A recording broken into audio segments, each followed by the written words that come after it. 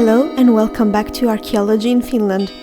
As promised in the end of the previous episode, today we'll start getting our hands dirty with some actual archaeology. Starting from this episode, I refer to scientific literature. In doing so, I'll only mention the surname of the authors, but you'll find the full reference in the description. You know, it's good to have the possibility to read stuff and check out the sources for yourself.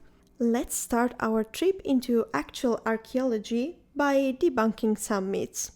Some of them are not specifically about Finnish archaeology, but in order to understand archaeology in Finland, first you need to understand some things about archaeology in general.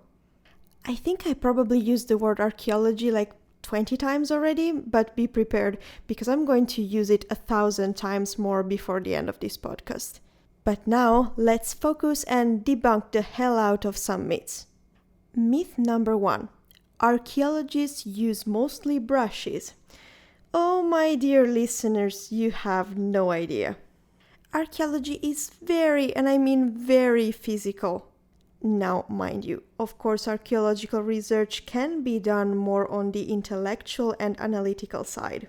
An archaeologist could, for example, do research about the methodology or do analysis on the findings in a laboratory, just to mention a couple of options. However, the basic work in an excavation happens mostly by shoveling, pickaxing, and using a trowel.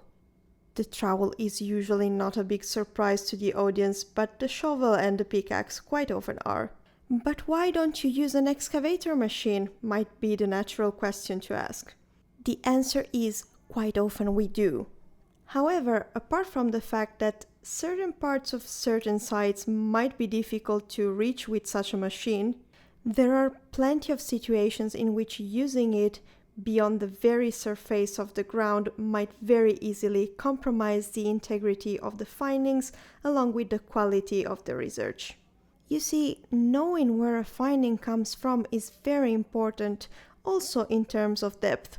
I'll explain more in later episodes, but for now you should just know that good archaeological fieldwork usually requires a lot of physical work. Brushes, yes, they come in handy when something needs to be cleaned up so that the details can be seen, but otherwise there's not that much of a use for them, at least not on a regular day.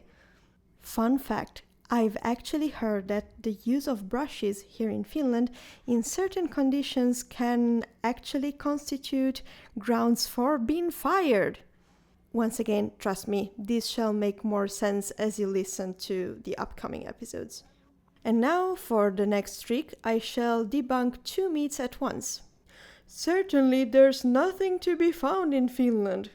It's disheartening how many people think so. And I'm talking about Finns as well. There's actually a lot that has been found, and there's certainly a lot more to be discovered. But then how come some are convinced that Finland isn't archaeologically worth of attention?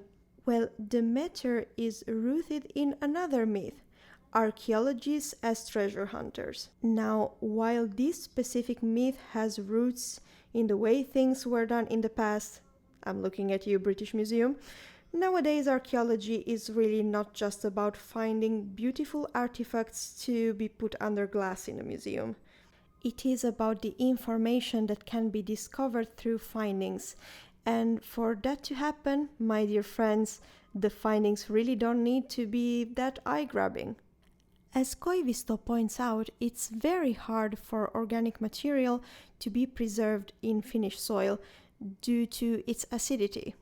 Now, can you imagine what having a type of soil that eats wood, leather and bones will do to ancient artifacts? Yeah, you guessed it, there's often little chance for the eye-grabbing findings. But well, little chance does not mean no chance.